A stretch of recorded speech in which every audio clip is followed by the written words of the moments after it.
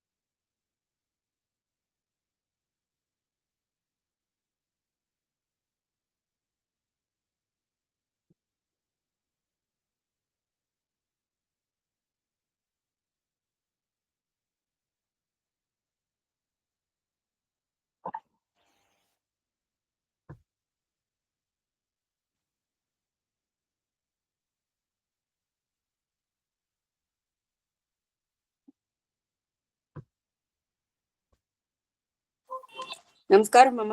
ನಮಸ್ಕಾರ.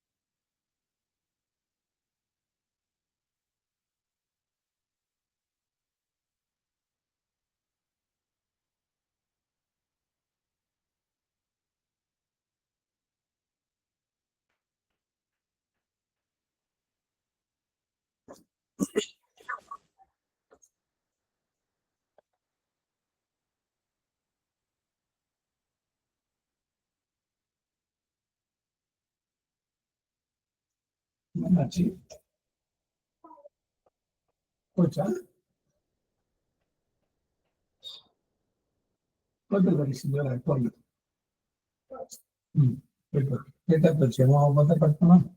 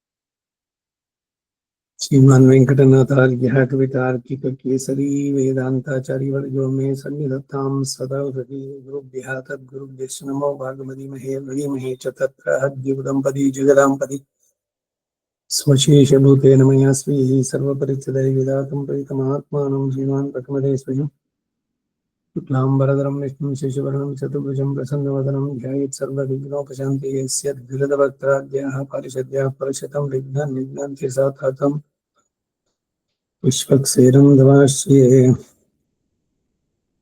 अस्मद्गुरुपरम्परायै नमः। ज्ञानानन्दमयं देवं निर्मलं स्फटिकाकृतिम् आधारं सर्वविद्यानां हयग्रीवमुपास्महे। व्यासं वसिष्ठनप्तारं शक्तिर्भवतुमकल्मषं पराशरात्मजं वन्दे सुखदातं तपोनिधिं व्यासाय विष्णुरूपाय व्यासरूपाय विष्णुवे नमो वै ब्रह्मनिधये वासिष्ठाय नमो नमः।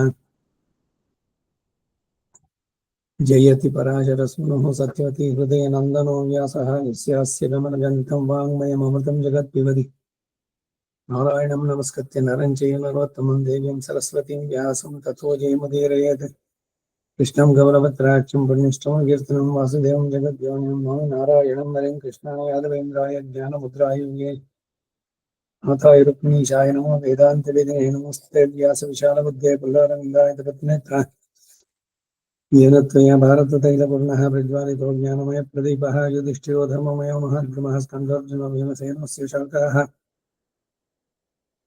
माद्रीसुतो पुष्पफले सम्बद्धे मूलं कृष्णं ब्रह्म च ब्राह्मणाश्च भीष्मद्रोणदला जयद्रथजलगान्धारनीलोत्पलाशल्यग्रहावती कृपेण वहिने कर्णेन वेलात्मनः अश्वत्थामा कर्णघोरमकरादुर्योधनावर्तिनी सोत्तीर्णः खलु पाण्डवैरणादेकविवर्तके केशवे धर्मे चार्थे च कामे च मोक्षे च वरदशिवाय इहास्ति तदन्यत्र यन्ने हास्ति नाथत्पचते महत्ते च गुरुत्वे चाध्रीमाणं यतोऽधिकं महत्त्वात् भारवत्ताच्च महाभारतमुच्यते। अष्टमहिषी समेता श्रीकृष्णाय परब्रह्मणे नमः। अथ श्रीमन्महाभारते ह्रदप्रवेश पर्व अष्टचत्वारिंशत् अध्यायः 48ನೇ अध्याय। ದೇವತೆಗಳು ವರುಣನನ್ನ ಜಲಾಧಿಪತಿಯನ್ನಾಗಿ ಅಭಿಷೇಕ ಮಾಡಿದ್ದು, ಬಲರಾಮ ಅಗ್ನಿ ತೀರ್ಥಕ್ಕೂ ಕುಬೇರ ತೀರ್ಥಕ್ಕೂ ಹೋದದ್ದು, ಆ ತೀರ್ಥಗಳ ಮಹಿಮೆ. ಬಲರಾಮನ ತೀರ್ಥಯಾತ್ರೆ ಮುಂದುವರೆದಿದೆ. ಜನಮೇಜಯ ಹೇಳಿದ, ಮುನೀಂದ್ರ, ಆಶ್ಚರ್ಯಕರವಾದ ಈ ಕುಮಾರಸ್ವಾಮಿ ಅಭಿಷೇಕ ಚರಿತ್ರೆಯನ್ನು ನಾನು ಯಥಾವತ್ತಾಗಿ ಕೇಳಿದೆ. ನೆನೆ ದಿವಸ ದೇವಸೇನಾಧಿಪತಿ ಅವನಿಗೆ ಅಭಿಷೇಕ ಮಾಡಿ ಎಲ್ಲರಿಂದನೂ ಅವನಿಗೆ ಪಾರ್ಷದರು ಇವರೆಲ್ಲ ಸಿಕ್ಕಿದ್ರು. ತಾರಕಾಸುರ ಸಂಹಾರಕ್ಕೆ ಅವನು ಹೊರಟಿದ್ದು. ಅದನ್ನು ಕೇಳಿದ್ದಾಯ್ತು. ಇದನ್ನು ಕೇಳಿ ನಾನು ಪವಿತ್ರನಾದಂತೆ ಭಾವಿಸಿದೆ. ನನ್ನ ಮೈಯಲ್ಲಿ ರೋಮಾಂಚ ಬೆಳೀತಾ ಇದೆ. ನನ್ನ ಮನಸ್ಸಿಗೆ ಅಪಾರ ಹರ್ಷವೂ ಆಯಿತು. ಕುಮಾರಸ್ವಾಮಿಯ ಅಭಿಷೇಕ ಚರಿತ್ರವನ್ನ, ದೈತ್ಯವದ ವೃತ್ತಾಂತವನ್ನು ಕೇಳಿದ ನನಗೆ ಇನ್ನೂ ನಿನ್ನಿಂದ ಅನೇಕ ಕಥೆಗಳನ್ನು ಕೇಳುವ ಕುತೂಹಲ ಹೆಚ್ಚಾಗಿದೆ. ಹೇ ಪ್ರಾಜ್ಞ, ಹಿಂದೆ ಈ ತೀರ್ಥದಲ್ಲಿ ದೇವತೆಗಳು ವರುಣನನ್ನು ಜಲಾಧಿಪತಿಯನ್ನಾಗಿ ಅಭಿಷೇಕ ಮಾಡಿದ್ರು ಅಂತ ಹೇಳಿದೆಯಲ್ಲ, ಆ ವೃತ್ತಾಂತ ಏನು? ಆ ವಿಷಯವನ್ನು ನಾನು ತಿಳಿಸುವನು. ಆಗ ವೈಶಂಪಾಯನ, ಹೇ ರಾಜ, ಆ ಆಶ್ಚರ್ಯ ವಿಷಯವನ್ನು ಕೇಳು.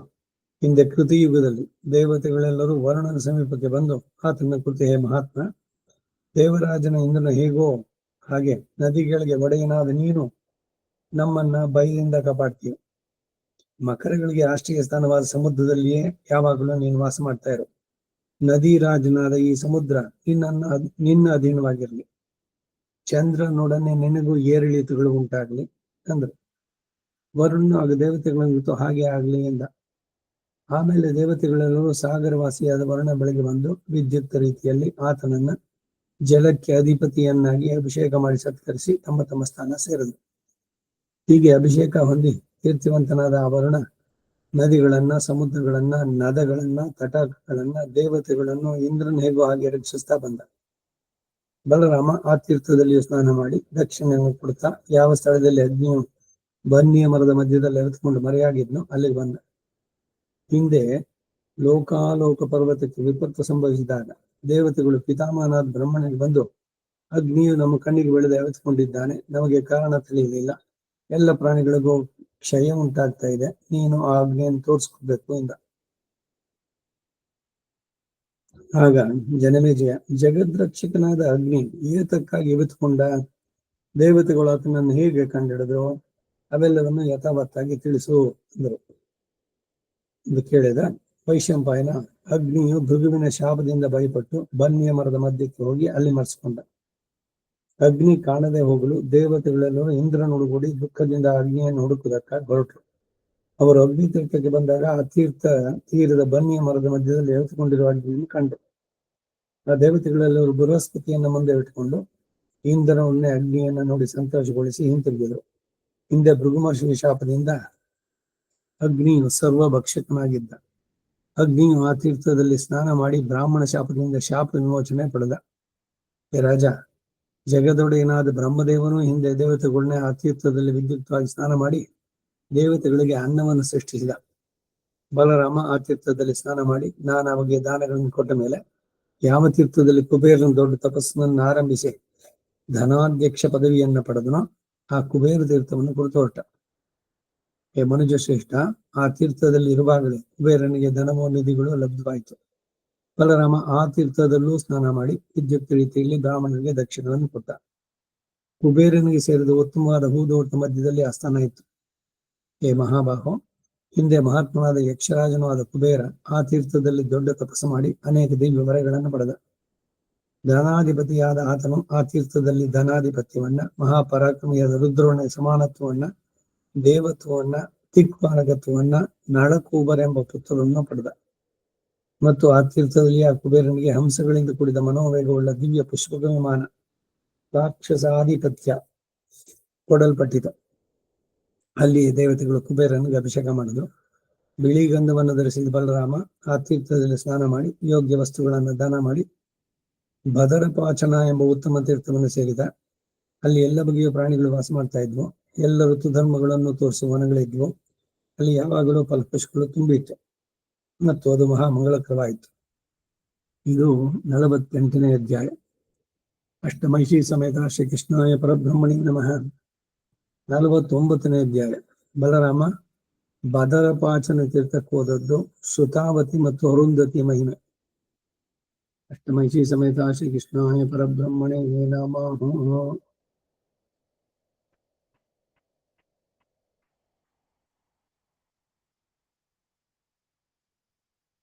ಹೇ ರಾಜ, ಯಾವ ತೀರ್ಥದಲ್ಲಿ ಅಸಮಾನ ರೂಪವತಿಯಾಗಿದ್ದ ಶ್ರುತಾವತಿ ಎಂಬ ಭರದ್ವಾಜ ಕುಮಾರಿ ಕನ್ಯೆಯಾಗಿದ್ದುಕೊಂಡೇ ವ್ರತನಿಷ್ಠಾಗಿದ್ದೋ, ಯಾವ ತೀರ್ಥವು ತಪಸ್ವಿಗಳಿಂದಲೂ ಸಿದ್ಧರಿಂದಲೂ ಸೇವಿತವಾಗಿತ್ತೋ ಆ ಬದರಪಾಚನ ಎಂಬ ತೀರ್ಥಕ್ಕೆ ಬಲರಾಮ ಬಂದು ಸೇರಿದ.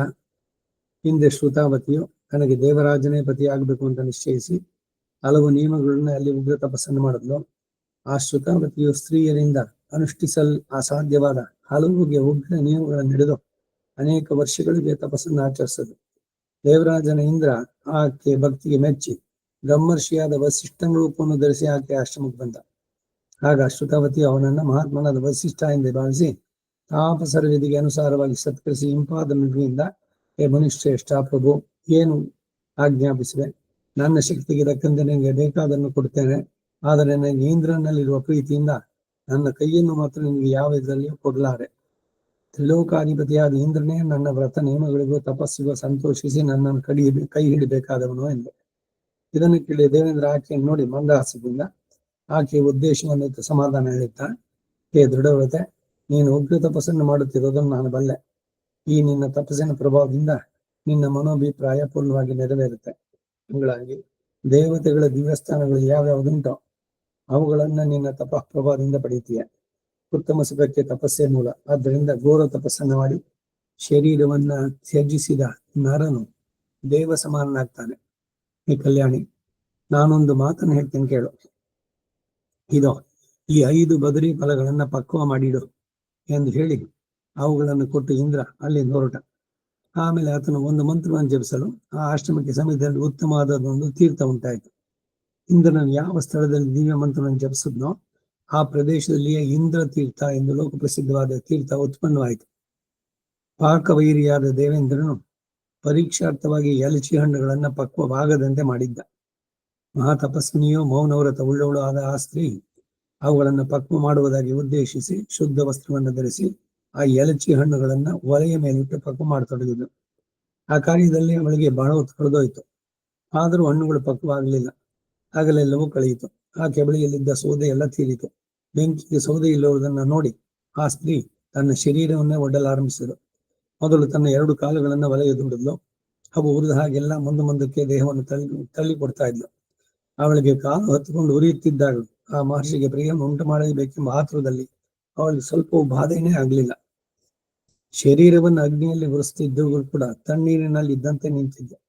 ಆಕೆ ಹಣ್ಣುಗಳನ್ನು ಪಚನ ಮಾಡುವ ಪ್ರಯತ್ನ ನಿಲ್ಲಿಲ್ಲ. ಹೇಗಾದರೂ ಅವುಗಳನ್ನು ಪಕ್ವ ಮಾಡಬೇಕು ಎಂದು ನಿಶ್ಚಯಿಸಿಕೊಂಡ್ಲು. ಅದು ಪಕ್ವವಾಗಲೇ ಇಲ್ಲ. ಅವಳ ಕಾಲಗಳೆಲ್ಲ ಉರಿದು ಹೋಯ್ತು.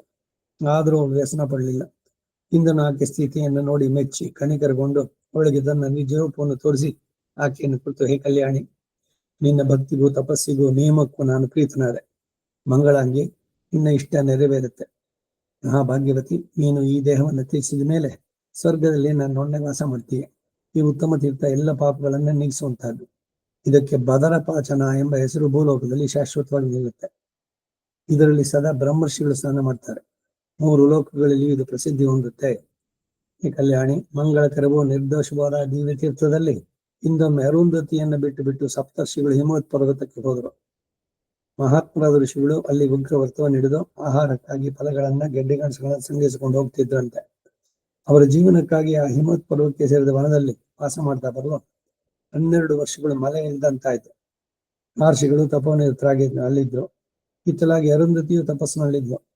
ಉಗ್ರ ನಿಯಮದಲ್ಲಿದ್ದ ಅರುಂಧತಿ ನಿಯಮದಿಂದ ತ್ರಿನೇತ್ರನಾದ ಈಶ್ವರ ಸಂತುಷ್ಟನಾಗಿ ಆಕೆಗೆ ವರವನ್ನು ಕೊಡಲು ಬ್ರಾಹ್ಮಣ ರೂಪದಿಂದ ಆಕೆ ಬಳಿಗೆ ಬಂದು, ಹೇ ಕಲ್ಯಾಣಿ, ನನಗೆ ಭಿಕ್ಷೆಯನ್ನು ಕೊಡು ಎಂದ.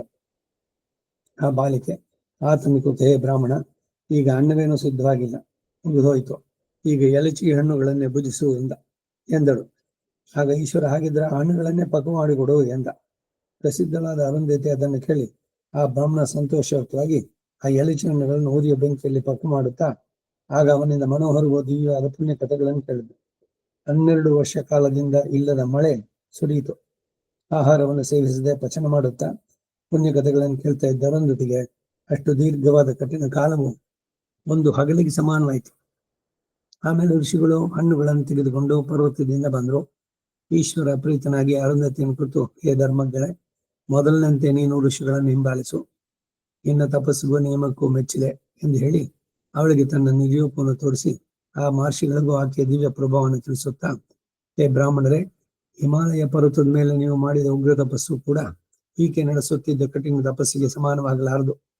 ಆಗ ಆಕೆ ದುಸ್ಸಾಧ್ಯವಾದ ತಪಸ್ಸನ್ನು ಹಿಡಿದು ಆಹಾರ ಸೇವನೆಯನ್ನು ಮಾಡದೆ 12 ವರ್ಷ ಕಾಲವನ್ನೇ ಹಾಗೆಯೇ ಕಳೆದಳು ಎಂದು. ಆಮೇಲೆ ಈಶ್ವರ ಅರುಂಧತಿಯನ್ನು ಕುರಿತು, ಕಲ್ಯಾಣಿ, ನಿನಗೆ ಬೇಕಾದ ವರ ಕೇಳು ಎಂದು. ಆಗ ಅರುಂಧತಿ ಸಪ್ತರ್ಷಿಗಳ ಸಭೆಯಲ್ಲಿ ಆ ಮಹಾದೇವನನ್ನು ನೋಡಿ, ನೀನು ನನ್ನ ವಿಷಯದಲ್ಲಿ ಪ್ರೀತನಾಗಿರುವುದಾದ್ರೆ ಈ ತೀರ್ಥ ಲೋಕದಲ್ಲಿ ಅದ್ಭುತ ತೀರ್ಥವಾಗಲಿ. ಇದು ಸಿದ್ಧರಿಗೂ ದೇವತೆಗಳಿಗೂ ಋಷಿಗಳಿಗೂ ಪ್ರೀತಿ ಜನಕವಾಗಿ ಬದರಪಾಚನ ಎಂಬ ಹೆಸರಿಂದ ಪ್ರಸಿದ್ಧವಾಗಲಿ. ಹೇ ದೇವದೇವ, ಶುಚಿರ್ಭೂತನಾಗಿ 12 ವರ್ಷ ಕಾಲ ಉಪವಾಸವಿದ್ದವನು ಯಾವ ಫಲವನ್ನು ಪಡಿತಾನೋ ಆ ಫಲ ಈ ತೀರ್ಥದಲ್ಲಿ 3 ರಾತ್ರಿ ಮಾತ್ರ ವಾಸ ಮಾಡುವುದು ಉಂಟಾಗಲಿ ಅಂತ ಬೇಡಿಕೊಂಡರು. ಆಗ ರುದ್ರ ಅರುಂಧತಿಗೆ ಹಾಗೆ ಆಗಲಿ ಎಂದು ವರವನ್ನು ಕೊಟ್ಟು ಸಪ್ತರ್ಷಿಗಳಿಂದ ಸ್ತುತಿಸಲ್ಪಡುತ್ತಾ ತನ್ನ ಲೋಕಕ್ಕೆ ಹೋದ. ಆಗ ಋಷಿಗಳು ಅರುಂಧತಿ ಅಷ್ಟು ಕಠಿಣ ನಿಯಮದಲ್ಲಿದ್ರು ಕಳೆಗುಂದದೆ, ಕೃಷಳಾಗದೆ, ಹಸಿಬುದಾಗಲಿಲ್ಲದೆ ಇರೋದನ್ನು ಕಂಡು ಆಶ್ಚರ್ಯಪಟ್ಟರು. ಹೀಗೆಂದು ಹೇಳಿ ಇಂದ್ರ ಅವಳನ್ನು ಕುರಿತು, ಹೇ ಮಹಾಭಾಗ್ಯವತಿ, ನನಗಾಗಿ ಉಗ್ರ ತಪಸ್ಸನ್ನ ಅನುಷ್ಠಿಸಿದವಳೆ, ಈಗ ನೀನು ಹೇಗೆಯೋ ಹಾಗೆಯೇ ಹಿಂದೆ ಪರಿಶುದ್ಧಳಾದ ಅರುಂಧತಿಯೋ ಇಲ್ಲಿ ಉತ್ತಮ ಸಿದ್ಧಿಯನ್ನು ಹೊಂದಿದಳು. ಆದರೆ ನಿನ್ನ ವ್ರತದಲ್ಲಿ ಇನ್ನೂ ವಿಶೇಷ ಉಂಟು. ನಿನ್ನ ವ್ರತದಿಂದ ಸಂತುಷ್ಟನಾದ ನಾನು ಈಗ ನಿನಗೆ ವರವನ್ನು ಕೊಡ್ತೇನೆ. ಹೇ ಮಹಾತ್ಮಳೆ, ಮಹಾತ್ಮನಾದ ರುದ್ರನಿಂದ ಅರುಂಧತಿಗೆ ಯಾವ ವರ ಕೊಡಲ್ಪಟ್ಟಿತೋ ಅದೇ ವರವನ್ನು ನಿನಗೆ ನಾನು ನನ್ನ ಪ್ರಭಾವದಿಂದ ತೇಜಸ್ಸಿನಿಂದಲೂ ಕೊಡ್ತೇನೆ. ಈಗ ನಿನ್ನ ಅದೃಷ್ಟಕ್ಕೆ ತಕ್ಕಂತೆ ಇನ್ನೂ ವಿಶೇಷವಾದ ವರವನ್ನು ತಿಳಿಸ್ತೇನೆ. ಯಾವನು ಮಹಾನೇರದಿಂದ ಈ ತೀರ್ಥದಲ್ಲಿ 1 ರಾತ್ರಿಯ ಮಟ್ಟಿಗೆ ತಂಗಿ ಸ್ನಾನ ಮಾಡ್ತಾನೆ ಆತನ ದೇಹವನ್ನು ತ್ಯಜಿಸಿದ ಮೇಲೆ ಬೇರೆ ಯಾವ ರೀತಿಯಿಂದಲೂ ಪಡೆಯಲಾರದ ಲೋಕಗಳನ್ನು ಪಡೀತಾನೆ ಅಂತ. ಸಹಸ್ರಾಕ್ಷನಾದ ದೇವೇಂದ್ರ ಸುತಾವತಿಯೊಡನೆ ಹೀಗೆಂದು ಹೇಳಿ ಸ್ವರ್ಗಕ್ಕೆ ಹೋದ. ಹೇ ರಾಜ ಜನಮೇಜಯ, ಇಂದ್ರನ ಹೊರಟೊಡನೆ ಇತ್ತಲಾಗಿ ಸುಗಂಧವನ್ನು ಬೀರುವ ಪುಷ್ಪ ವರ್ಷವೋ ಸುರಿಯಲಾರಂಭಿತು. ದೇವದೊಂಬಿಗಳು ಮೊಳಗಿದವು. ಶುದ್ಧವಾದ ಸುಗಂಧ ಮಾರುತ ಬೀಸಿತು. ಮಂಗಳಾಂಗಿಯಾದ ಶ್ರುತಾವತಿ ದೇಹವನ್ನು ತ್ಯಜಿಸಿದ ಮೇಲೆ ಇಂದ್ರ ಭಾರಿಯಾಗಿ ತನ್ನ ಉಗ್ರ ತಪಸ್ಸಿನ ಫಲದಿಂದ ಅವನೊಡನೆ ರಮಿಸಿದಳು ಎಂದು. ಆಗ ಜನಮೇಜಯ ರಾಜ, ಹೇ ಮಹಾತ್ಮ, ಅವಳು ಯಾರ ಮಗಳು, ಎಲ್ಲಿ ಬೆಳೆದಳು, ಅದನ್ನು ಕೇಳಲು ಕುತೂಹಲಗೊಂಡಿದ್ದೇನೆ ಎಂದು. ವೈಶಂಪಾಯನ ಹೇಳಿದ, ಒಮ್ಮೆ ಭರದ್ವಾಜ ಮುನಿಯು ತನ್ನ ಎದುರಿಗೆ ಬರುತ್ತಿದ್ದ ಘೃತಾಚಿ ಎಂಬ ಅಪ್ಸರ ಸ್ತ್ರೀಯನ್ನು ಕಂಡ. ಒಡನೆ ಅವನಿಗೆ ರೇತಸ್ಸು ಸ್ಖಲಿತವಾಯಿತು. ಆತನು ಅವೀರ್ಯವನ್ನು ತನ್ನ ಕೈಯಿಂದ ಧರಿಸಿದ. ಅದು ಕೈಯಿಂದ ಜಾರಿ ಒಂದು ಎಲೆ ಮೇಲೆ ಬಿತ್ತು. ಅದರಲ್ಲಿ ಈ ಕನ್ಯೆ ಹುಟ್ಟಿದ್ರು. ತಪೋಧನನು ಧರ್ಮಾತ್ಮನೂ ಆದ ಭರದ್ವಾಜ ಮಹರ್ಷಿ ಆ ಹೆಣ್ಣು ಮಗುವಿಗೆ ಜಾತಕರ್ಮ ಮೊದಲಾದ ಎಲ್ಲ ಕರ್ಮಗಳನ್ನು ಮಾಡಿ ದೇವರ್ಷಿಗಣಗಳ ಸಭೆಯಲ್ಲಿ ಆಕೆಗೆ ಶ್ರುತಾವತಿ ಎಂದು ನಾಮಕರಣ ಮಾಡಿ ಅವಳನ್ನು ತನ್ನ ಆಶ್ರಮದಲ್ಲಿಯೇ ಬಿಟ್ಟು ಹಿಮಾಚಲ ಪರ್ವತದ ಕಾಡಿಗೆ ಹೋದ. ಮಹಾನುಭಾವನು ವೃಷ್ಣಿಕುಲ ಶ್ರೇಷ್ಠನೂ ಆದ ಬಲರಾಮ ಈಗ ಆ ತೀರ್ಥದಲ್ಲಿ ಸ್ನಾನ ಮಾಡಿ ಬ್ರಾಹ್ಮಣರಿಗೆ ದಕ್ಷೆ ಕೊಟ್ಟು ಅಲ್ಲಿಂದ ಇಂದ್ರ ತೀರ್ಥಕ್ಕೆ ಬಂದ. ಇಲ್ಲಿಗೆ 49ನೇ ಅಧ್ಯಾಯ. ಅಷ್ಟಮೈಷಿ ಸಮೇತ ಶ್ರೀಕೃಷ್ಣಾಯ ಪರಬ್ರಹ್ಮಣೇ ನಮಃ. ಬಲರಾಮನು ಇಂದ್ರ ತೀರ್ಥವೇ ಮೊದಲಾದ ತೀರ್ಥಗಳಿಗೆ ಹೊರಟದ್ದು ಆ ತೀರ್ಥದ ಮಹಿಮೆ. ಆಮೇಲೆ ಬಲರಾಮ ಇಂದ್ರ ತೀರ್ಥವನ್ನು ಸೇರಿ ಅಲ್ಲಿಯೂ ವಿದ್ಯುಕ್ತ ರೀತಿಯಲ್ಲಿ ಸ್ನಾನ ಮಾಡಿ ಬ್ರಾಹ್ಮಣರಿಗೆ ದನಗಳನ್ನು ರತ್ನಗಳನ್ನು ಕೊಟ್ಟ. ರಾಜೇಂದ್ರ ಆ ಸ್ಥಳದಲ್ಲಿಯೇ ಇಂದ್ರ 100 ಯಾಗಗಳನ್ನು ಮಾಡಿದ್ದು. ಆಗ ಬೃಹಸ್ಪತಿಗೆ ಅಪಾರ ಧನವನ್ನು ದಾನ ಮಾಡಿದ. ಅಲ್ಲಿಯೇ ಇಂದ್ರನು ವೇದವಿಧರಾದ ಬ್ರಾಹ್ಮಣರಿಂದ ಭೂರಿ ದಕ್ಷಿಣಗಳುಳ್ಳ ಹಲವು ದೊಡ್ಡ ಯಾಗಗಳನ್ನು ನಿರ್ವೇಗವಾಗಿ ನಡೆಸಿದ.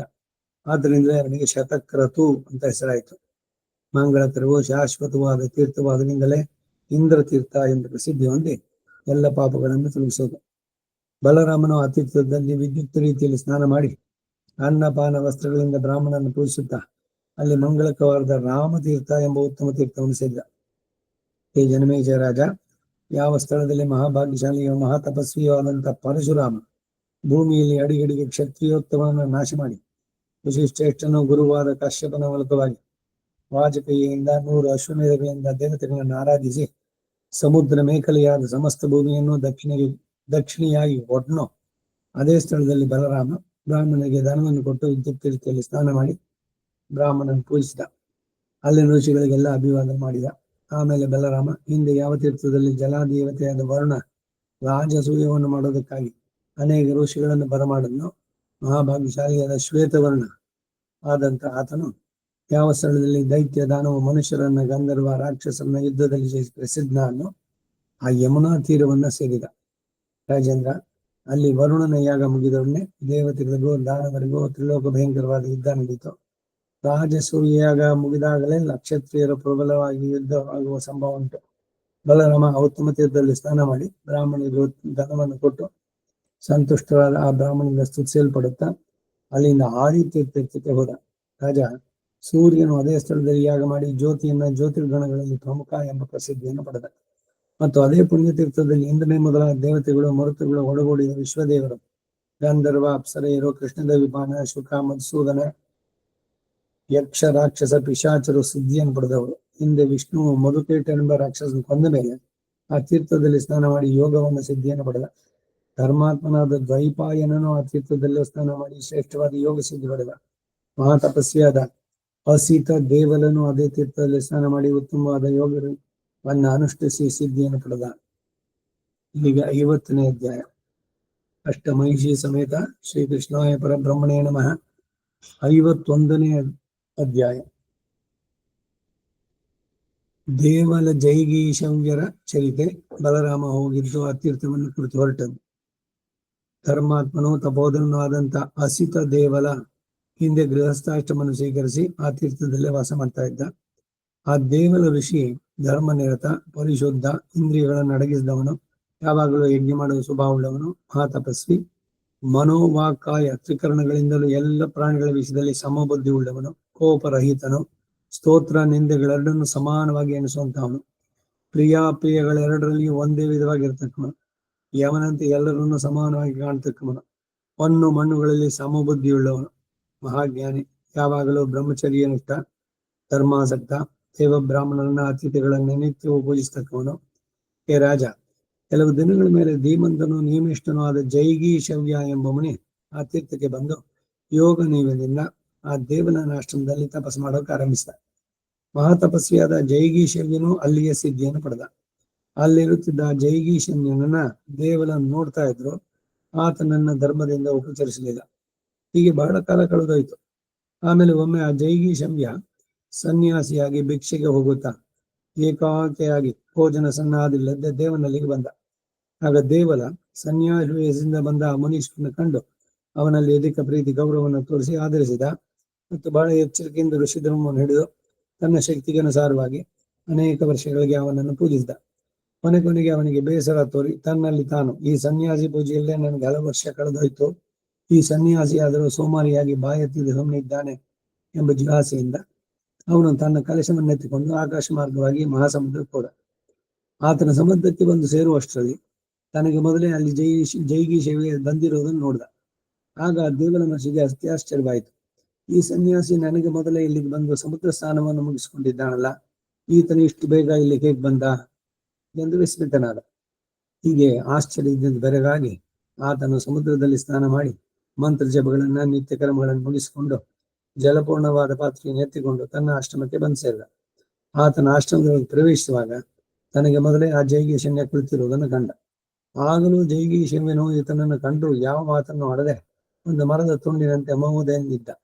ತನಗೆ ಮೊದಲೇ ಸಮುದ್ರ ಸ್ನಾನ ತೀರಿಸಿಕೊಂಡು ಆಶ್ರಮಕ್ಕೆ ಬಂದು ಕುಳಿತಿದ್ದ ಜೈಗೀಶವ್ಯನನ್ನು ಕಂಡು ದೇವಲ ಆತನ ಯೋಗ ಸಿದ್ಧಿಗೂ ತಪೋಮಯಿಗೂ ತನ್ನಲ್ಲಿಗೆ ತಾನು, ಈತ ನನಗೆ ಮೊದಲೇ ಸಮುದ್ರದಲ್ಲಿದ್ದ, ಆಮೇಲೆ ಆಶ್ರಮದಲ್ಲಿಯೂ ಹಾಗೆ ಕಾಣಿಸಿದ ಎಂದು ಚಿಂತಿಸುತ್ತಾ ಆ ಯೋಗಿ ಶಕ್ತಿಯನ್ನು ಇನ್ನೂ ಚೆನ್ನಾಗಿ ಪರೀಕ್ಷಿಸಿ ನೋಡಬೇಕು ಎಂದು ತನ್ನ ಆಶ್ರಮದಿಂದ ಅಂತರಿಕ್ಷಕ್ಕೆ ಹಾರಿದ.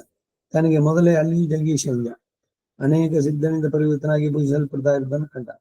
ಆಗಲೂ ದೇವಲ ಅಲ್ಲಿಂದ ಸ್ವರ್ಗಕ್ಕೆ ಹೋದ. ಅಲ್ಲಿಯೂ ಜೈಗೀಶವ್ಯ ತನಗೆ ಮೊದಲೇ ಬಂದಿರುವುದನ್ನು ಕಂಡ. ಇದೇ ರೀತಿಯಲ್ಲಿ ದೇವಲ ಸ್ವರ್ಗದಿಂದ ಪಿತೃಲೋಕವು, ಪಿತೃಲೋಕದಿಂದ ಯಮಲೋಕವು, ಯಮಲೋಕದಿಂದ ಆದಿತ್ಯ ಲೋಕಕ್ಕೂ, ಆದಿತ್ಯ ಲೋಕದಿಂದ ಚಂದ್ರಲೋಕಕ್ಕೆ ಹೋಗುತ್ತಾ ಎಲ್ಲ ಕಡೆಯಲ್ಲೂ ತನಗೆ ಮೊದಲೇ ಕುಳಿತು ಆಯಾ ಲೋಕದವರಿಂದ ಪೂಜಿಸಲ್ಪಡ್ತಾ ಇದ್ದ ಜೈಗೀಶವ್ಯನನ್ನ ಕಂಡ. ಆಗಲೂ ಬಿಡದೆ ದೇವಲ ಒಂದು ದೇವತೆಯನ್ನು ಏಕಭಕ್ತಿಯಿಂದ ಉಪಾಸಿಸುವವರಿಗೆ ಲಭ್ಯವಾದ ಲೋಕಗಳಿಗೆ ಹೊರಟ. ಅಲ್ಲಿಯೂ ಆ ಯೋಗಿ ಇರುವುದನ್ನು ಕಂಡ. ಆಮೇಲೆ ಆತನು ಅಗ್ನಿಹೋತ್ರಗಳಿಗೆ ಉಂಟಾಗುವ ದಿವ್ಯ ಲೋಕಗಳಿಗೆ ಹೋದ. ಆಮೇಲೆ ಪ್ರತಿಯೊಂದು ದರ್ಶ ಪೂರ್ಣಿಮೆಗಳಲ್ಲೂ ಯಾಗ ಮಾಡುವ ಲೋಕಗಳಿಗೆ ಹೋದ. ಆಮೇಲೆ ಹಲವು ಬಗೆಯ ಚಾತುರ್ಮಾಸ್ಯಗಳಿಂದ ದೇವತೆಗಳನ್ನು ಪೂಜಿಸುವ ತಪೋಧನವನ್ನು ಪಡೆಯುವ ಲೋಕಗಳಿಗೆ ಹೋದ. ಹಾಗೆಯೇ ಕ್ರಮವಾಗಿ ದೇವಲನು ಅಗ್ನಿಶೋಮ, ವಾಜಪೇಯ, ಮಧುಸುವರ್ಣ, ರಾಜಸೇಯ, ಪುಂಡರೀಕಗಳನ್ನ ಮಾಡಿದವರು ಪಡೆಯುವ ಬೇರೆ ಬೇರೆ ಲೋಕಗಳನ್ನು ಸೇರಿ ಅಲ್ಲಲ್ಲಿ ತನಗೆ ಮೊದಲೇ ಜೈಗೀಶನ್ಯ ಇರುವುದನ್ನ ಕಂಡ. ಹಾಗೆ ಅಶ್ವಮೇಧ, ನರಮೇಧಗಳನ್ನು ಮಾಡಿದವರ ಲೋಕಗಳಲ್ಲಿಯೂ, ಸರ್ವಮೇಧ, ಸೂತ್ರಾಮಣಿಗಳನ್ನು ಮಾಡಿದವರ ಲೋಕಗಳಲ್ಲಿಯೂ ದೇವಲನು ಆತನನ್ನು ನೋಡಿದ. ಆಮೇಲೆ ದ್ವಾದಶಗಳಿಂದಲೂ ಹಲವು ಬಗೆಯ ಯಾಗಗಳಿಂದಲೂ ದೇವತೆಗಳನ್ನು ಆರಾಧಿಸುವವರು ಪಡೆಯುವ ಲೋಕಗಳಿಗೆ ಹೋಗಲು ಅಲ್ಲಿಯೂ ಆತ ಕಾಣಿಸಿದ. ಹಾಗೆ ಮಿತ್ರ, ವರುಣ ಮತ್ತು ಆದಿತ್ಯ ಲೋಕಗಳಲ್ಲಿ ಸೇರಿ ಸಾಲೋಕ್ಯವನ್ನು ಪಡೆದವರೊಡನೆಯೂ ಆ ಜೈಗೀಶವ್ಯ ಇರುವುದನ್ನು ಕಂಡ. ಆಮೇಲೆ ರುದ್ರ, ವಸುಗಳು, ಬೃಹಸ್ಪತಿ ಇವರುಗಳಿರುವ ಲೋಕದಲ್ಲಿಯೂ ಅವನಿರುವುದನ್ನು ನೋಡಿದ. ಅಲ್ಲಿಂದ ಆಚೆಗೆ ಅವನು ಗೋಲೋಕಕ್ಕೂ, ಬ್ರಹ್ಮಸತ್ರ ಯಾಗವನ್ನು ಮಾಡಿದ ಸೇರುವ ಲೋಕಕ್ಕೂ ಹೋಗುತ್ತಾ ಅಲ್ಲಿಯೂ ಅವನನ್ನು ಕಂಡ. ಆತನು 3 ಲೋಕಗಳಿಗೂ ಪತಿವ್ರತೆಯು ಸೇರುವ ಲೋಕ, ಮೂರು ಲೋಕಗಳಿಗೂ ಮೇಲೆ ಪತಿವ್ರತಿಯರು ಸೇರುವ ಲೋಕಕ್ಕೆ ಹೋದಾಗ ಅಲ್ಲಿಯೂ ಆ ಸನ್ಯಾಸಿ ಹೋಗ್ತಾ ಇರೋದನ್ನು ಕಂಡ. ಅಲ್ಲಿಂದ ಆಚೆಗೆ ಮಾತ್ರ ಆ ಜೈಗೀಶವ್ಯ ದೇವಲನ್ನು ಕಣ್ಣಿಗೆ ಕಾಣಿಸಿದ ದೃಶ್ಯನಾದ.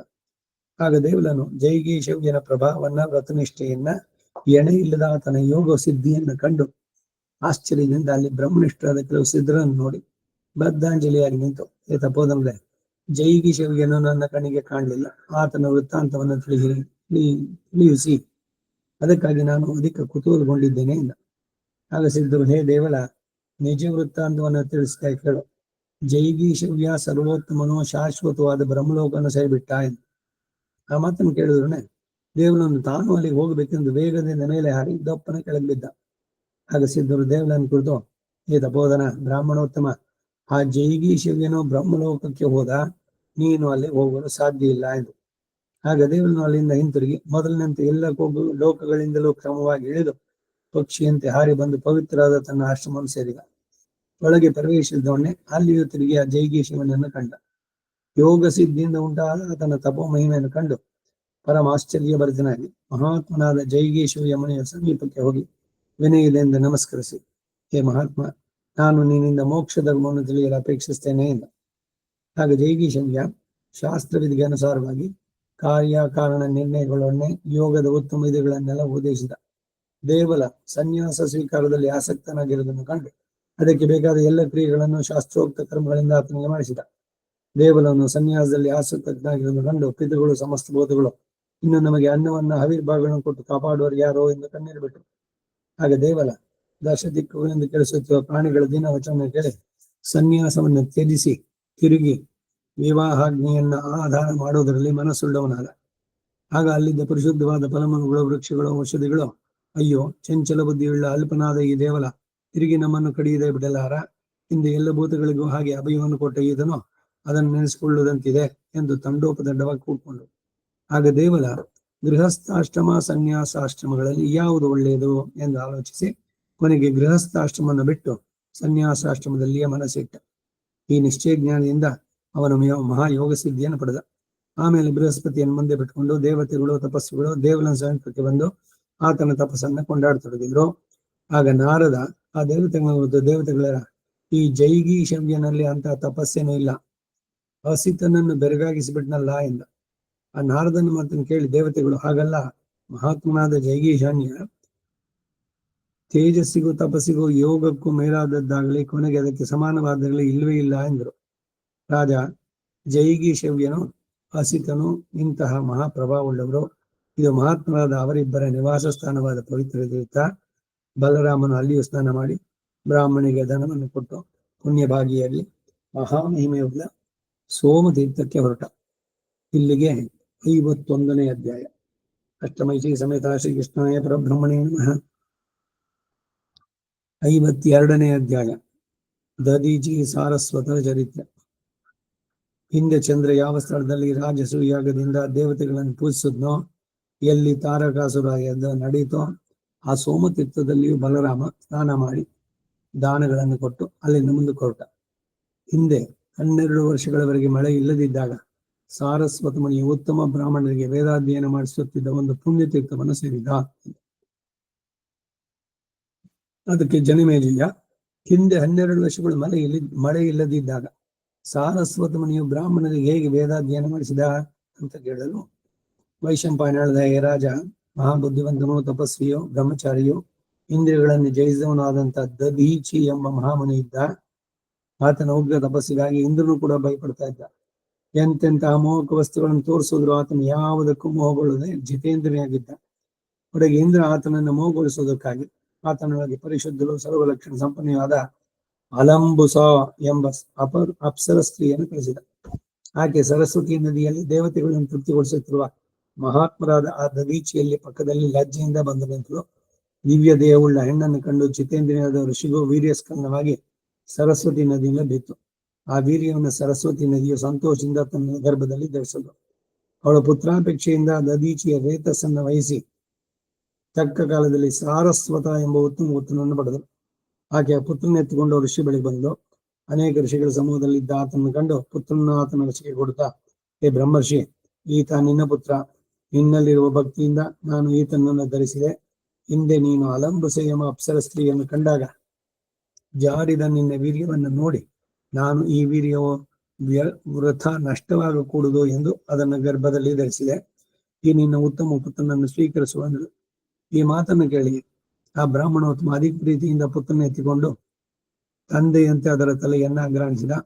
ಹೇ ಭರತಕುಲೋತ್ತಮ, ಆತನು ಆ ಮಗುವನ್ನು ಬಹಳ ಹೊತ್ತು ಮುದ್ದಾಡ್ತಾ ಇದ್ದು ಸರಸ್ವತಿಯನ್ನು ಕುರಿತು, ಹೇ ಮಂಗಳಾಂಗಿ, ವಿಶ್ವೇದೇವರು, ಪಿತೃಗಳು, ಗಂಧರ್ವ ಕೂಟಗಳು, ಅಪ್ಸರಸ್ಸುಗಳ ಸಮುದಾಯಗಳು ನಿನ್ನ ಜಲದಿಂದ ತೃಪ್ತರಾಗಲಿ ಎಂದು ವರವನ್ನು ಕೊಟ್ಟ. ಮತ್ತು ಆ ಮಹರ್ಷಿ ಅಧಿಕ ಸಂತೋಷದಿಂದ ಆ ಮಹಾನದಿಯನ್ನು ಸ್ತೋತ್ರ ಮಾಡಲಾರಂಭಿಸಿದ. ಓ ಮಹಾಭಾಗ್ಯವತಿ, ನೀನು ಹಿಂದೆ ಬ್ರಹ್ಮ ಶಿರಸ್ಸಿನಿಂದ ಪ್ರವಹಿಸಿದಳು. ಉಗ್ರ ತಪಸ್ವಿಗಳಾದ ಮುನಿಗಳು ನಿನ್ನ ಮಹಿಮೆಯನ್ನು ಬಲ್ಲರು. ಈ ಕೋಮಲಾಂಗಿ, ನೀನು ನನಗೆ ಯಾವಾಗಲೂ ಪ್ರಿಯವನ್ನು ಉಂಟು ಮಾಡ್ತಾ ಇದ್ದೀಯ. ಆದ್ದರಿಂದ ನೀನು ಸಾರಸ್ವತ ಎಂಬ ಈ ಪುತ್ರನನ್ನು ಧರಿಸಿದೆ. ನಿನ್ನ ಈ ಪುತ್ರ ನಿನ್ನ ಹೆಸರಿನಿಂದಲೇ ಸಾರಸ್ವತ ಎಂದು ಪ್ರಸಿದ್ಧಿ ಹೊಂದು ಜಗತ್ತನ್ನು ರಕ್ಷಿಸ್ತಾನೆ. ಮಹಾ ತಪಸ್ವಿಯು ಯಶಸ್ವಿಯೂ ಆಗ್ತಾನೆ. ಹಿಂದೆ ಪ್ರಪಂಚಕ್ಕೆ 12 ವರ್ಷಗಳ ಮಳೆ ಇಲ್ಲದೆ ಹೋದಾಗ ನಿನ್ನ ಪುತ್ರನಾದ ಈ ಸಾರಸ್ವತ ಬ್ರಾಹ್ಮಣೋತ್ತರ ವೇದಾಧ್ಯಯನ ಮಾಡಿಸಿದ. ಓ ಸರಸ್ವತಿ, ನೀನು ನನ್ನ ವರಪ್ರಸಾದದಿಂದ ಯಾವಾಗಲೂ ಇತರ ಪುಣ್ಯ ನದಿಗಳಿಗಿಂತಲೂ ಹೆಚ್ಚು ಪವಿತ್ರ ಎನಿಸ್ತೀಯೇ ಎಂದ. ಹೇ ಭರತಕುಲ ಶ್ರೇಷ್ಠ ಜನಮೇಜಯ ರಾಜ, ಆಮೇಲೆ ಸರಸ್ವತಿ ಆ ಪುತ್ರನ ಎತ್ತಿಕೊಂಡು ಸಂತೋಷದಿಂದ ಹೊರಟು. ಇದೇ ಕಾಲದಲ್ಲಿ ದೇವಾಸುರರಲ್ಲಿ ಕಲಹ ಹೋಯಿತು. ಇಂದ್ರನು ಆಯುಧಗಳನ್ನು ಹುಡುಕುತ್ತಾ 3 ಲೋಕಗಳನ್ನು ಸಂಚರಿಸ್ತಾ ಇದ್ದ. ಆತನಿಗೆ ದೇವ ಶತ್ರುಗಳನ್ನು ಕೊಳ್ಳಲು ತಕ್ಕ ಆಯುಧ ಯಾವುದೂ ದೊರಲಿಲ್ಲ. ಆಗ ಆತ ದೇವತೆಗಳನ್ನು ಗೊತ್ತು, ನಮ್ಮ ಶತ್ರುಗಳಾದ ಅಸುರನ್ನ ದದೀಚಿ ಮುನಿಯ ಎಲಬುಗಳಿಂದ ಅಲ್ಲದೆ ಕೊಲ್ಲಲು ಸಾಧ್ಯ ಇಲ್ಲ. ಆದ್ದರಿಂದ ನೀವು ಆತನ ಬಳಿಗೆ ಹೋಗಿ ದೈತ್ಯ ನಿಗ್ರಹಕ್ಕಾಗಿ ಅವನ ಮೈ ಎಲಬುಗಳನ್ನು ಕೊಡುವಂತೆ ಆ ಮಹರ್ಷಿ ಶ್ರೇಷ್ಠನನ್ನೇ ಯಾಚಿಸಿ ಎಂದ. ಆಮೇಲೆ ದೇವತೆಗಳು ಆ ಋಷಿಯನ್ನು ತಮಗೆ ಸಹಾಯ ಮಾಡಬೇಕು ಅಂತ ಬೇಡಲು ಆತನ ಅವರ ಕೋರಿಕೆಯನ್ನು ನಡೆಸಿಕೊಟ್ಟ. ಹೀಗೆ ದೇವತೆಗಳಿಗೆ ಪ್ರಿಯವನ್ನು ಉಂಟು ಮಾಡಿ ಆ ದದೀಚಿಗೆ ಅಕ್ಷಯವಾದ ಲೋಕಗಳನ್ನು ಪಡೆದ. ಆಮೇಲೆ ಇಂದ್ರ ಆ ದದೀಚಿಯ ಎಲುಬುಗಳಿಂದಲೇ ಗದೆ, ವಜ್ರ, ದಂಡಗಳು, ಘನವಾದ ಬಾಣಗಳು ಮುಂತಾದ ಹಲವು ಆಯುಧಗಳನ್ನು ಮಾಡಿಸ. ಲೋಕ ರಕ್ಷಣೆಗಾಗಿಯೇ ಈ ದದೀಚಿಯು ಬ್ರಹ್ಮಪುತ್ರನು ಋಷಿಶ್ರೇಷ್ಠನೂ ಆದ ಭೃಗುವಿನಿಂದ ದೊಡ್ಡ ದೇಹದಿಂದಲೂ ದಿವ್ಯ ತೇಜಸ್ಸಿನಿಂದಲೂ ಬಲದಿಂದಲೂ ಉಂಟು ಮಾಡಲ್ಪಟ್ಟನು. ಪರ್ವತ ಸಮಾನನೂ ಶ್ರೇಷ್ಠನೂ ಆದ ಆತನು ತ್ರಿಲೋಕ ಪ್ರಸಿದ್ಧವಾದ ಮಹಿಮೆ ಉಳ್ಳವನು. ಮಹೇಂದ್ರನು ಆತನ ತೇಜಸ್ಸಿಗಾಗಿ ಯಾವಾಗಲೂ ಭಯಪಡುತ್ತಾ ಇದ್ದನು. ಮಹಾಮಯನಾದ ಇಂದ್ರನು ಬ್ರಹ್ಮ ತೇಜಸ್ಸಿನ ಉಂಟಾದ ವಜ್ರಾಯುಧವನ್ನು ಕೋಪದಿಂದ ಮಂತ್ರಿಸಿಬಿಟ್ಟು 810 ಮಂದಿ ದೈತ್ಯ ದಾನ ವೀರನ್ನು ಕೊಂದನು. ಹೇ ರಾಜ, ಆಮೇಲೆ ಸ್ವಲ್ಪ ಕಾಲಕ್ಕೆ 12 ವರ್ಷಗಳ ಮಳೆ ಇಳಿದೇ ಹೋಯಿತು. ಭಯಂಕರವಾದ ದೊಡ್ಡ ಅನಾವೃಷ್ಟಿಯಿಂದ ಮಹರ್ಷಿಗಳು ಹಸುವಿನಿಂದ ಬಾಧೆ ಪಡುತ್ತಾ ಆಹಾರಕ್ಕಾಗಿ ದಿಕ್ಕಾಪಾಲಾಗಿ ಓಡಿದ್ರು. ಆಗ ಸಾರಸ್ವತಿ ಮುನಿಯು ಆ ಋಷಿಗಳನ್ನು ಕೊಂಡು ಅವರನ್ನೇ ತಾನು ಹೊರಡಬೇಕೆಂದು ಉದ್ದೇಶಿಸಿದ. ಆತನು ನೋಡಿ ಸರಸ್ವತಿ, ಹೇ ಪುತ್ರ, ನೀನು ಈ ಸ್ಥಳ ಬಿಟ್ಟು ಹೋಗಬೇಡ. ನಾನು ಯಾವಾಗಲೂ ನಿನ್ನ ಆಹಾರಕ್ಕಾಗಿ ಮೀನುಗಳನ್ನು ಒದಗಿಸಿಕೊಡ್ತೇನೆ. ನೀನು ಇಲ್ಲಿಯೇ ವಾಸ ಮಾಡ್ತಿರ್ಬೋದು ಎಂದು. ಅದರಂತೆ ಸಾರಸ್ವತನು ಅದರಿಂದಲೇ ಪಿತೃಗಳನ್ನ ದೇವತೆಗಳನ್ನು ತೃಪ್ತಿಪಡಿಸುತ್ತಾ ತನ್ನ ಪ್ರಾಣಗಳನ್ನ ವೇದಗಳನ್ನು ಕಾಪಾಡುವುದಕ್ಕಾಗಿ ತಾನು ಅದೇ ಆಹಾರವನ್ನು ಸೇವಿಸ್ತಾ ಇದ್ದ. ಆ ದೊಡ್ಡ ಬರಗಾಲ ಕಳೆದ ಮೇಲೆ ಮಹರ್ಷಿಗಳು ತಮ್ಮೊಳಗೆ ಅನ್ಯೋನ್ಯವಾಗಿ ವೇದ ವಿಚಾರವಾಗಿ ಯೋಚಿಸ್ತಾ ಇದ್ರು. ಹಿಂದೆ ಕ್ಷುದ್ಬಾಧೆಯಿಂದ ನಿಂತಲ್ಲಿ ನಿಲ್ಲದೆ ಓಡುತ್ತಿದ್ದ ಅವರೆಲ್ಲರಿಗೂ ವೇದಗಳೆಲ್ಲ ಮರೆತೋಗಿತ್ತು. ಅವರಿಗೇನು ತೋರದಂತಾಯ್ತು. ಆಗ ಅವರಲ್ಲಿ ಒಬ್ಬ ಅಲ್ಲಲ್ಲಿ ಹುಡುಕುತ್ತಾ ಸಾರಸ್ವತನಿದ್ದಲ್ಲಿಗೆ ಬಂದ. ಆಮೇಲೆ ಆತನು ನಿರ್ಜನ ಪ್ರದೇಶವಾದ ಅಡವಿನಿಯಲ್ಲಿ ನಿರಂಕುಶವಾದ ವಾಗ್ಧೋಚ್ಚಾರಣೆಯಿಂದ ವೇದ ಪಾಠವನ್ನು ಮಾಡ್ತಾ ಇದ್ದ ಆ ಸಾರಸ್ವತ ಋಷಿಯನ್ನು ಕಂಡು ಆ ವಿಷಯವನ್ನ ತನ್ನವರಿಗೆ ತಿಳಿಸಿದ. ಆಗ ಮಹರ್ಷಿಗಳೆಲ್ಲರೂ ಒಟ್ಟುಗೂಡಿ ಆ ಸಾರಸ್ವತ ಮುನಿಯ ಬಳಿಗೆ ಬಂದು ಆತನ ಕುರಿತು, ಹೇ ಮಹರ್ಷಿ, ನಮಗೆ ವೇದಾಧ್ಯಯನ ಮಾಡಿಸುವ ಎಂದು. ಆ ಋಷಿಯು ಅವರನ್ನು ಕುರಿತು, ನೀವು ಕ್ರಮ ಪ್ರಕಾರವಾಗಿ ನನ್ನಲ್ಲಿ ಶಿಷ್ಯವೃತ್ತಿ ಮಾಡಬೇಕು ಎಂದ. ಆಗ ಋಷಿಗಳು, ಮಗು, ನೀನಿನ್ನು ಬಾಲಕನಲ್ಲವೇ ಎಂದು. ಅದಕ್ಕಾತನು, ನಾನು ಸಣ್ಣವನಾದರೂ ನನ್ನ ಧರ್ಮ ಸಣ್ಣದಲ್ಲ. ಅಧರ್ಮ ರೀತಿಯಲ್ಲಿ ವಿದ್ಯೆಯನ್ನು ಕಲಿಸುವವನು, ಅಧರ್ಮದಿಂದ ಅದನ್ನು ಪಡೆಯುವವನು. ಇವರಿಬ್ಬರು ಶೀಘ್ರದಲ್ಲಿ ಮೃತರಾಗ್ತಾರೆ ಅಥವಾ ದ್ವೇಷಿಗಳಾಗ್ತಾರೆ. ವಯಸ್ಸಾಗೋದು, ತಲೆ ಕೂದಲು ನೆರೆಯೋದು, ಐಶ್ವರ್ಯ, ಸಮೃದ್ಧಿ, ಬಂಧು ಬಳಗ ಇವುಗಳನ್ನು ನೋಡಿ ಋಷಿಗಳು ಧರ್ಮವನ್ನು ವಿಧಿಸಿದವರಲ್ಲ. ನಮ್ಮಲ್ಲಿ ಸಾಂಗವಾಗಿ ವೇದಾಧ್ಯಯನ ಮಾಡುವನು ಯಾವನೋ ಆತನೇ ಹಿರಿಯ ಎಂದ. ಆಗ ಋಷಿಗಳು ಆ ಸಾರಸ್ವತನ ವಚನವನ್ನು ಕೇಳಿ ಆತನಿಂದ ವಿದ್ಯುತ್ ಪ್ರಕಾರವಾಗಿ ವೇದಗಳನ್ನು ಕಲಿತು ತಿರುಗಿ ಧರ್ಮ ಸ್ಥಾಪನೆ ಮಾಡಿದ್ರು. ವೇದಾಧ್ಯಯನಕ್ಕಾಗಿ ಬ್ರಹ್ಮರ್ಷಿಯಾದ ಸಾರಸ್ವತನಿಗೆ 60,000 ಮಂದಿ ಋಷಿಗಳು ಶಿಷ್ಯರಾದರು. ಆಮೇಲೆ ಅವರೆಲ್ಲರೂ ಆತನ ಬಾಲನಾಗಿದ್ರು ಕೂಡ ಆತನ ಮಾತಿನಿಂದ ನಡೆಯುತ್ತಾ ಆಸನಕ್ಕಾಗಿ ಧರ್ಮಿಯನ್ನು ಹಿಡಿಯಾಗಿ ಕುಯ್ದು ತಂದ್ರು. ಬಲರಾಮ ಅಲ್ಲಿಯೂ ದಾನಾದಿಗಳನ್ನು ಮಾಡಿ ಸಂತೋಷಗೊಂಡು ಶ್ರೇಷ್ಠವೂ ಪರಿಶುದ್ಧವಾದಂತಹ ವೃದ್ಧ ಕನ್ಯಾಶ್ರಮದ ಕಡೆಗೆ ಹೊರಟ. ಇಲ್ಲಿಗೆ 52ನೇ ಅಧ್ಯಾಯ. ಅಷ್ಟಮೈಷಿ ಸಮೇತ ಶ್ರೀ ಕೃಷ್ಣಾಯ ಪರಬ್ರಹ್ಮಣೇ ನಮಃ. ವೃದ್ಧ ಕನ್ಯೆಯ ಚರಿತ್ರೆ. 53ನೇ ಅಧ್ಯಾಯ. ಅಷ್ಟಮೈಷಿ ಸಮೇತ ಶ್ರೀ ಕೃಷ್ಣಾಯ ಪರಬ್ರಹ್ಮಣೇ ನಮಃ. ಆಗ ಜನಮೇಜಯ, ಹೇ ಮಹಾತ್ಮ, ಹಿಂದೆ ವೃದ್ಧ ಕನ್ಯೆ ಎಂಬ ಕುಮಾರಿ ಹೇಗೆ ತಪಸ್ಸಿದ್ಧಿಯನ್ನು ಪಡೆದಲೋ, ಯಾವ ಕಾರಣದಿಂದ ತಪಸ್ಸನ್ನು ಮಾಡಿದಲೋ, ಇವಳ ತಪೋ ನಿಯಮ ಎಂತಹದ್ದು. ಹೇ ಬ್ರಾಹ್ಮಣ, ನೀನು ಹೇಳುವ ತಪಸ್ಸಾದರೂ ಬಹಳ ಕಷ್ಟ ಸಾಧ್ಯ ಆದದ್ದು.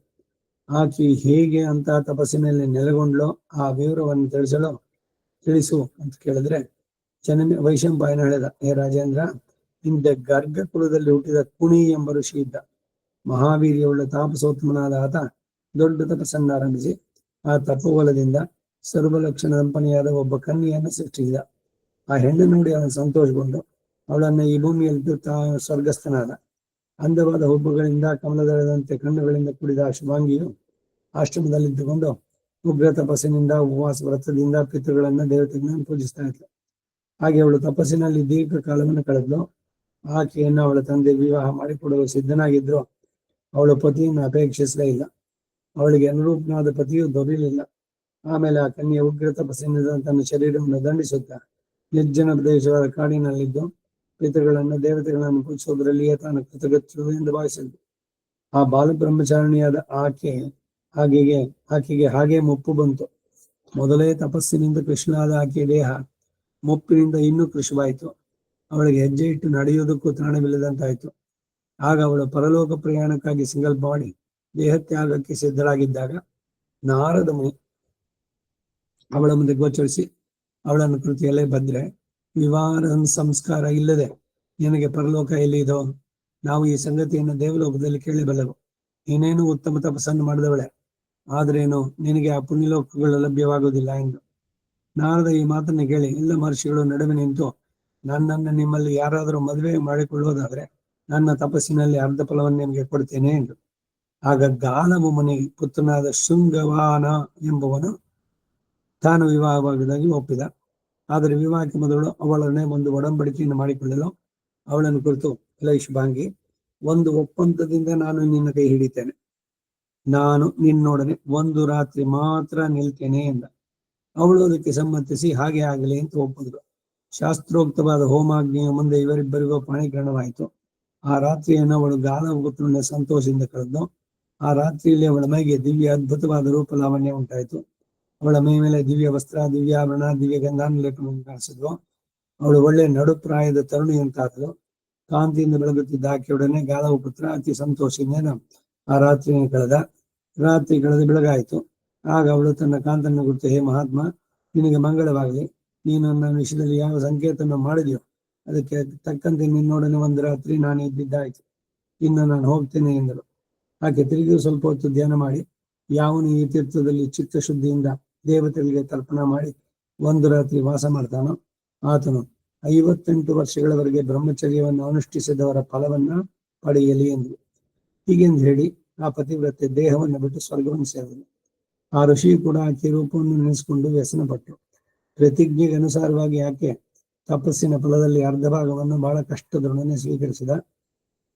ಆಕೆಯ ತಪಸ್ಸೆಂದು ಆತನು ಆಕೆಯ ರೂಪಕ್ಕೆ ಮೋಹಿತನಾಗಿ ದುಃಖದಿಂದಲೇ ತನ್ನ ಶರೀರವನ್ನು ಕ್ಷೀಣಿಸುವಂತೆ ಮಾಡಿಕೊಂಡು ತಾನು ಆಕೆಯ ಗತಿಯನ್ನ ಪಡೆದ.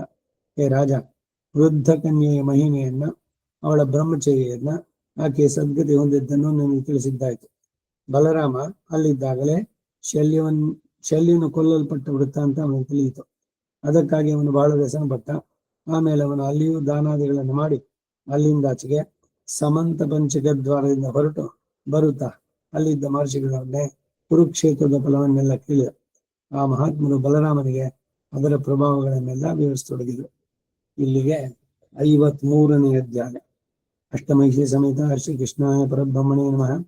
ಮಹರ್ಷಿಗಳು ಬಲರಾಮನಿಗೆ ಕುರುಕ್ಷೇತ್ರದ ಮಹಿಮೆಯನ್ನು ತಿಳಿಸಿದರು. ತೀರ್ಥಯಾತ್ರೆಯ ನೆಪದಲ್ಲಿ ಅನೇಕ ಕಥೆಗಳು ಇವೆಲ್ಲ ಬಂತು. ಇದರಲ್ಲೆಲ್ಲ ನಾವೇನು ಗಮನಿಸಿದ್ದು ಅಂದ್ರೆ, ಯಾರ್ಯಾರು ಯಾವ ಶ್ರುತಿ ಸ್ಮೃತಿಗಳಲ್ಲಿ ಪ್ರೋಕ್ತವಾದಂತಹ ಕೆಲಸಗಳನ್ನು ನಡೆಸ್ತಾರೆ, ಅದಕ್ಕಾಗಿ ಆಯಾಯ ಉತ್ತಮ ಲೋಕಗಳಿವೆ ಅಂತ. ಏಕವಿಂಶತಿರ್ವೈ ದೇವಲೋಕಾಹ ಅಂತ ವೇದದಲ್ಲಿ ಒಂದು ಕಡೆ ಬರುತ್ತೆ. 21 ಲೋಕಗಳು ಅಂತ. ಬರೀ 21 ಅಲ್ಲ, ಇನ್ನೂ ಅನೇಕವಾಗಿರ್ಬೋದು. ಈಗ ಇದರಲ್ಲಿ ಉಲ್ಲೇಖದಲ್ಲಿ ಬಂದಂತೆ ಈಗ ದರ್ಶಪ, ಪೂರ್ಣಮಾಸ, ಇಷ್ಟಿಗಳು, ಪ್ರವರ್ಗ್ಯ, ರಾಜಸೂಯಾಗ, ಅಶ್ವಮೇಧ ಯಾಗ, ನರಮೇಧ, ಬೇರೆ ಬೇರೆ ಏನೇನು ಹೇಳಿದೀವೋ ಲೋಕದಲ್ಲಿ ಯಾವ ಯಾವ ಯಜ್ಞ ಸಂಸ್ಥೆ ಇವೆಲ್ಲ ನಡೆಸೋದಕ್ಕೆ ಗೃಹಸ್ಥನಿಗೆ ಮಾತ್ರ ಅಧಿಕಾರ. ಬ್ರಹ್ಮಚಾರಿನೂ ಮಾಡೋಂಗಿಲ್ಲ, ಸನ್ಯಾಸಿಗಳು ಮಾಡೋದಿಲ್ಲ. ಅದಕ್ಕಾಗಿ ವಿವಾಹ ಅನ್ನುವಂಥದ್ದು ಯಾಕೆ ಮಾಡ್ತಾ ಇದ್ದಿದ್ದು ಅಂದ್ರೆ ವೇದಗಳಲ್ಲಿ ತಿಳಿಸಿದ ಯಜ್ಞಯಾಗಗಳನ್ನ ನಡೆಸೋದಕ್ಕೆ ಯೋಗ್ಯತೆ ಅದು. ಪತ್ನಿ ಇಲ್ಲದಿದ್ರೆ ಅವನಿಗೆ ಯಜ್ಞ ಮಾಡೋದಕ್ಕೆ ಯೋಗ್ಯತೆ ಹೋಗುತ್ತೆ. ಯೋ ಅಪತ್ನೀಕಃ ವೇದದಲ್ಲಿ ಈ ಮಾತು ಬರುತ್ತೆ. ಅವನಿಗೆ ಅರ್ಹತೆ ಹೋಗುತ್ತೆ, ಅಗ್ನಿ ಸಂಧಾನ ಮಾಡೋ ಹಾಗಿಲ್ಲ. ಅದಕ್ಕಾಗಿ ಇವರು ಎರಡನೇ ವಿವಾಹ ಮಾಡಿ ಮತ್ತೆ ಕಂಟಿನ್ಯೂ ಮಾಡ್ತಾ ಇದ್ರು ಅಗ್ನಿಯನ್ನು. ಅದಕ್ಕೆ ಹೆಂಡತಿ ಹೋದ್ರು ಅಂತ ಹೇಳ್ತಾ ಇರ್ಲಿಲ್ಲ, ಅಗ್ನಿ ಹೋಯ್ತು ಅಂತ ಹೇಳ್ತಾ ಇದ್ದೀವಿ. ಏನೇನು ಒಳ್ಳೆ ಕೆಲಸ ಮಾಡಿದ್ರೆ ಅದಕ್ಕೆ ಆಯಾಯ ಫಲಗಳಿದೆ, ಇಲ್ಲ ಅಂತಿಲ್ಲ.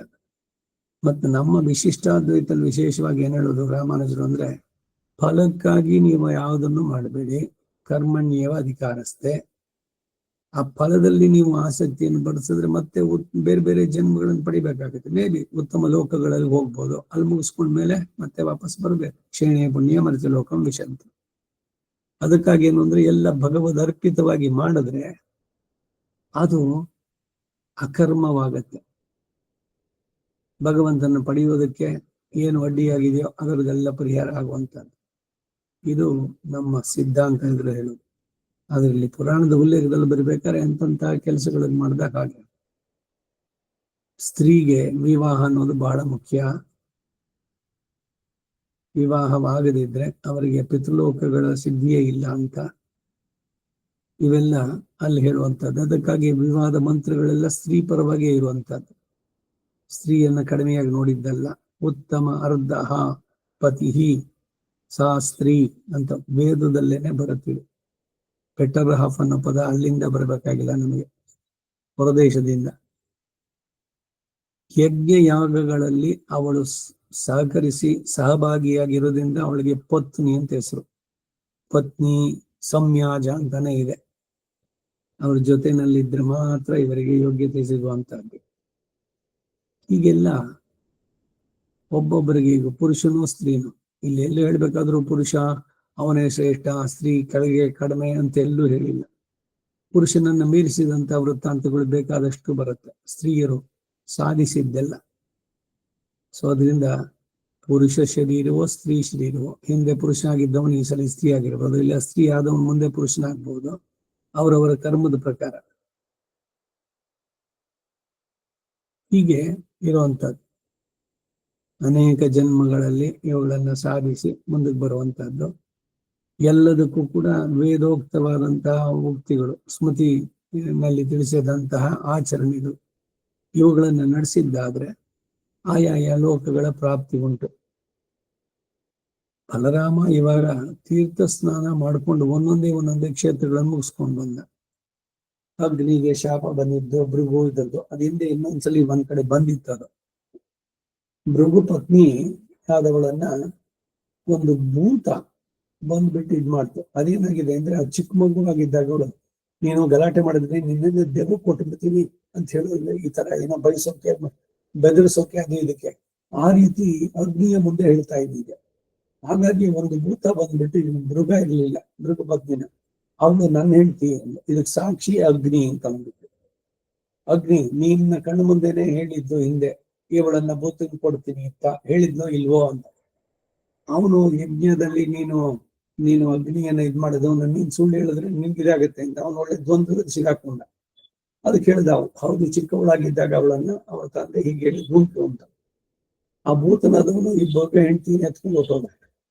ಆಮೇಲೆ ಬಂದು ಮರ್ಷಿ ಬರ್ತಾನೆ, ಬಂದು ನೋಡಿದ್ರೆ ಪತ್ನಿಯಿಂದ ಎಲ್ಲ ವಿಚಾರಿಸಿ ಎಲ್ಲ ತಿಳಿದ್ರೆ ಅಗ್ನಿ ಹೇಳ್ದ. ಅದಕ್ಕಾಗಿ ಅವನು ಇದ್ರಲ್ಲಿ ಹೋದ ಅಂತ. ಅದಕ್ಕಾಗಿ ನೀನು ಸರ್ವ ಭಕ್ಷಕನಾಗುವಂತ ಅಗ್ನಿಗೆ ಭೃಗು ಮಹರ್ಷಿ ಶಾಪವನ್ನು ಕೊಟ್ಟಿದ್ದು. ಎಲ್ಲ ಕತೆ ಒಂದು ಪುರಾಣ ಇನ್ನೊಂದು ಇದರಲ್ಲಿ ಒಂದೊಂದು ಕಡೆಯಲ್ಲಿ ಉಲ್ಲೇಖಗಳು ಸಿಗುತ್ತೆ. ಇವೆಲ್ಲ ಇದಕ್ಕಾಗಿ ಬರೋದು. ಮತ್ತೆ ಭಗವಂತ ಭೃಗು ಪತ್ನಿಯನ್ನ ಸಂಹಾರ ಮಾಡಿದ್ದು. ಈ ರಾಕ್ಷಸರೆಲ್ಲ ಬಂದು ಭೃಗುಪತ್ನಿಯನ್ನ ಆಶ್ರಯಿಸಿದ್ರು, ನಮ್ಮನ್ನು ರಕ್ಷಣೆ ಮಾಡುವಂತ ಅವಳಲ್ಲಿ ಶರಣಾಗನಾಗಿ. ಅವಳು ಇವರನ್ನೆಲ್ಲ ದೇವತೆಗಳಿಂದ ರಕ್ಷಣೆ ಮಾಡಿದ್ಲು. ಭೃಗು ಮಹರ್ಷಿಯ ಪತ್ನಿ ದೇವತೆಗಳ ಇದಕ್ಕೆ ವಿರುದ್ಧವಾಗಿ ರಾಕ್ಷಸರನ್ನ ಇದ್ದು, ದೇವತೆಗಳೆಲ್ಲ ಭಗವಂತನಲ್ಲಿ ಪ್ರಾರ್ಥನೆ ಮಾಡಿದ್ರು. ಅವರ ಪ್ರಾರ್ಥನೆ ಅವರೆಲ್ಲ ಶರಣಾಗಿದ್ರಿಂದ ಅವನು ಬಂದು ಭೃಗುಪತ್ನಿಯನ್ನು ಸಂಹರಿಸಿ ರಾಕ್ಷಸರಿಗೆ ಸೋಲನ್ನು ಉಂಟು ಮಾಡಿ ದೇವತೆಗಳಿಗೆ ವಿಜಯವನ್ನು ತಂದುಕೊಟ್ಟಿದ್ದು. ಆ ಭೃಗು ಮಹರ್ಷಿಯ ಮಕ್ಕಳೇನೆ ಇವರಿಬ್ರು, ಒಬ್ಬ ಬೃಹಸ್ಪತಿ, ಇನ್ನೊಬ್ಬ ಶುಕ್ರ. ಶುಕ್ರನಿಗೆ ತನ್ನ ತಾಯಿಯನ್ನು ಕೊಂದನಲ್ಲ ಅಂತ ವಿಷ್ಣು ಮೇಲೆ ಕೋಪ. ಅದಕ್ಕೆ ಅಸುರರಿಗೆ ನಾನು ದೇವಗುರು, ಹೇಗೆ ಇವನು ಬೃಹಸ್ಪತಿ ಆದ್ನೋ ಹಾಗೆ ನಾನು ರಾಕ್ಷಸರಿಗೆ ಗುರುವಾಗ್ತೀನಿ ಅಂತ ಅವನು ಅಲ್ಲೋದ. ಹೀಗೆ ಅಣ್ಣ ತಮ್ಮಂದ್ರು ಕಥೆಗಳು ಒಂದೊಂದಕ್ಕೂ ಉಲ್ಲೇಖಗಳು ಎಲ್ಲ ಬರಬೇಕಾದ್ರೆ ಸಮುದ್ರದಲ್ಲಿ ಅವು ಉಬ್ಬರ ಹೇಗೆ ಉಂಟಾಯಿತು ಅನ್ನೋದಕ್ಕೂ ಕೂಡ ಬಂತು. ವರುಣನ ಅಧಿಪತಿಯಾಗಿ ಮಾಡಿದಾಗ ಸಮುದ್ರ ಸ್ರೋತ್ಯಾನಾಮಧಿಪತಿ ವರುಣ ಅಪಾಂಪತಿ ಅಂತ ಬರುತ್ತೆ. ವರುಣ ನೀರಿಗೆ ಅಧಿಪತಿ, ನದಿಗಳಿಗೆ ಅಧಿಪತಿ ಅವನು. ನದಗಳು ಅಂತಂದ್ರೆ ಸರೋವರಗಳು, ಚಿಕ್ಕ ಚಿಕ್ಕ ಕೊಳಗಳು, ಇವೆಲ್ಲ ನದಗಳು ಅಂತ ಹೆಸರು ಅದಕ್ಕೆ. ಇವುಗಳಿಗೆಲ್ಲ ಅವನು ಅಧಿಪತಿ. ಹೀಗೆ ಉಲ್ಲೇಖ ಒಂದೊಂದು ಕೂಡ ಯಾವ್ದಕ್ಕೆ ಹೀಗೆ ಅವುಗಳಿಗೆ ಬಂದಂತಹ ವರಗಳು, ಅದರಿಂದ ಅವರು ಸಿದ್ಧಿಯನ್ನು ಪಡೆದದ್ದು ಇದನ್ನು. ಇವೆಲ್ಲ ವೈಜ್ಞಾನಿಕವಾಗಿ ಇದೇಂಗ್ ಸರಿ ಅದೇಂಗ್ ಸರಿ ಅನ್ನೋ ಉಚಿತನಕ್ಕೆ ಹೋಗ್ಬಾರ್ದು. ಪುರಾಣದಲ್ಲಿ ಇದೆ, ಅದನ್ನು ಒಪ್ಕೊಳ್ಬೇಕು. ಕಥೆಗಳು ಆ ಹಿನ್ನೆಲೆ ಇದನ್ನೆಲ್ಲ ಕೊಟ್ಟಿದ್ದು. ಚಂದ್ರನಲ್ಲಿ ಕ್ಷಯರೋಗ ಆ ದಕ್ಷ ಹೇಳಿದ್ದು ಅದರಿಂದ.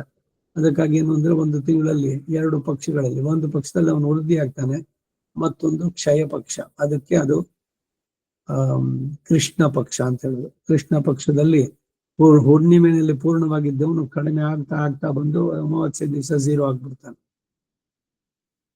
ಅದಕ್ಕಾಗಿ ಯಜ್ಞಯಾಗಗಳನ್ನ ನಡೆಸೋದಕ್ಕೆ ವೃದ್ಧಿನಲ್ಲಿ ಅಂದ್ರೆ ಶುಕ್ಲ ಪಕ್ಷದಲ್ಲಿ ನಡೆಸೋದು ಬಹಳ ಶ್ರೇಷ್ಠ ಅಂತ. ಕೃಷ್ಣ ಪಕ್ಷದಲ್ಲಿ ಈ ಶ್ರುತಿ ಸ್ಮೃತಿ ಆದ ಮುಕ್ತವಾದಂತಹದ್ದನ್ನ ಮಾಡಿಸೋದು ಏನೋ ಸುಮ್ಮನೆ ಮಾಡಿಸೋದಂಗಾಗುತ್ತೆ. ಉತ್ತಮವಾದದ್ದು ಯಾವುದು ಅಂದ್ರೆ ಶುಕ್ಲ ಪಕ್ಷವೇನೆ. ಸೊ ಅದರಿಂದ ಶುಕ್ಲ ಪಕ್ಷದಲ್ಲೇ ನಡೆಸೋದು. ಕೃಷ್ಣ ಪಕ್ಷದಲ್ಲಿ ಪಿತೃಗಳಿಗೆ ನಡೆಸುವಂತಹ ಇದು ತರ್ಪಣಾದಿಗಳು, ಇವುಗಳಿಗೆ ಅದು ಶ್ರೇಷ್ಠ. ಹೀಗೆ ಒಂದೊಂದಕ್ಕೆ ಇರುವಂತಹದ್ದು.